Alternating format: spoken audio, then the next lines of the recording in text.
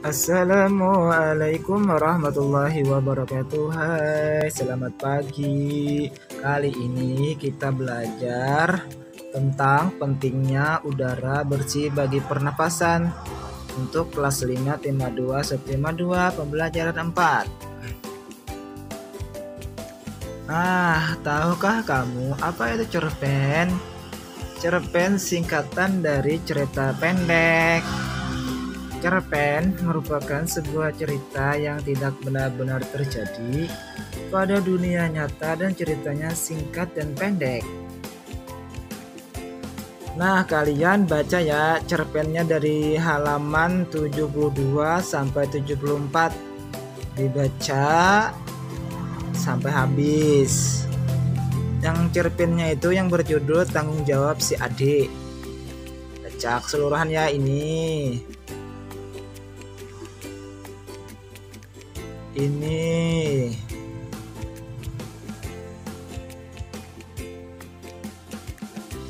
Ini ceritanya juga panjang ya ceritanya.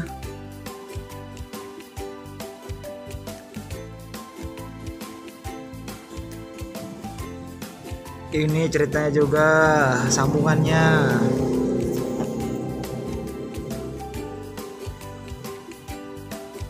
Nah, pada cerpen Tanggung Jawab Adik, ibu adik mempunyai usaha makanan untuk dijual ke warung-warung. Dari usaha makanan itu, tentunya ibu adik akan memperoleh keuntungan. Keuntungan inilah yang akan menjadi tambahan penghasilan bagi keluarga adik. Usaha yang dilakukan ibu adik tersebut merupakan contoh kegiatan ekonomi yang diharapkan dapat meningkatkan kesejahteraan keluarga adik. Supaya lebih jelas, mari kita belajar lebih lanjut. Adapun pengaruh kegiatan ekonomi terhadap kesejahteraan masyarakat. Kegiatan ekonomi kesejahteraan masyarakat itu terbagi kepada 3. Yang pertama, kegiatan ekonomi produksi. Yang kedua, kegiatan ekonomi distribusi. Dan yang ketiga, kegiatan ekonomi konsumsi. Adapun produksi yaitu kegiatan menghasilkan barang untuk memenuhi kebutuhan hidup. Adapun distribusi, kegiatan menyalurkan hasil produksi dari produsen ke konsumen. Dan yang ketiga, konsumen, yaitu kegiatan menghabiskan atau mengurangi nilai guna barang dan jasa. Produksi adalah kegiatan menghasilkan barang untuk memenuhi kebutuhan hidup. Orang yang melakukan kegiatan produksi disebut produsen. Adanya proses produksi menyebabkan produsen memperoleh keuntungan. Selanjutnya, keuntungan tersebut digunakan untuk menjaga kelangsungan usaha dan memenuhi kebutuhan hidup. Ini adalah gambar pengrajin gerabah.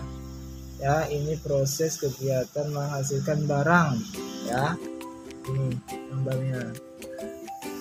Ini adapun distribusi, ini gambar ya. Distribusi adalah kegiatan menyalurkan hasil produksi dari produsen ke konsumen. Orang yang melakukan kegiatan distribusi disebut distributor. Kelancaran distribusi barang membutuhkan sarana transportasi dan akses yang memadai. Tujuannya agar hasil produksi dapat segera sampai konsumen dengan cepat dan tepat. Ini adalah sarana transportasi distribusi lewat udara, pesawat terbang. Distribusi via darat contohnya truk, mobil. Distribusi contohnya via laut itu kapal laut ya.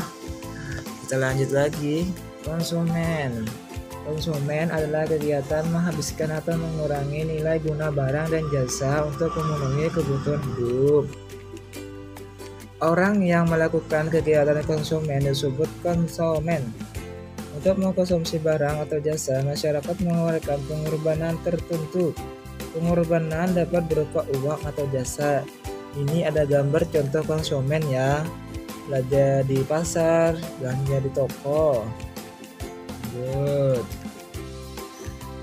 Nah, ini jenis kegiatan produksi, distribusi, dan konsumen pada produk keripik singkong. Produksi bahan baku berupa singkong diolah dengan cara dikupas, dibersihkan, digoreng, lalu dikemas menjadi makanan keripik singkong yang enak. Adapun distribusi, keripiknya itu keripik singkong yang sudah dikemas lalu didistribusikan dengan sarana transportasi sampai ke toko swalayan atau toko makanan ringan yang ada di berbagai wilayah. Adapun konsumen membeli keripik singkong yang dijual toko makanan untuk dijadikan oleh-oleh atau makanan cemilan yang siap dikonsumsi. Nah, ini ada beberapa tugas ya. Silakan kalian baca cerpen tadi dari halaman 72 sampai 74, soalnya halaman 75 ya. Yang pertama, siapakah tokoh dalam cerpen tanggung jawab si Ade? Yang kedua, berapa anggota keluarga Ade? Yang ketiga, siapa yang biasanya mengantar kue setiap pagi ke warung-warung? Yang keempat, apa yang terjadi pada Kak Nina? Soal yang kelima, bagaimana Ade menolak permintaan itu untuk menggantikan tugas Kak Nina? Yang keenam, mengapa Ade tidak mau menggantikan tugas Kak Nina? Yang ketujuh, di mana Ade menunggu sebelum berangkat ke sekolah? Tugas yang kedelapan, mengapa Ade merasa gundah saat berlangsung pelajaran di sekolah? Kesembilan, apa yang dilakukan Ade setiba di rumah kembali? Dan adapun tugas yang ke-10, apa yang dikatakan Kak Nina kepada Ade?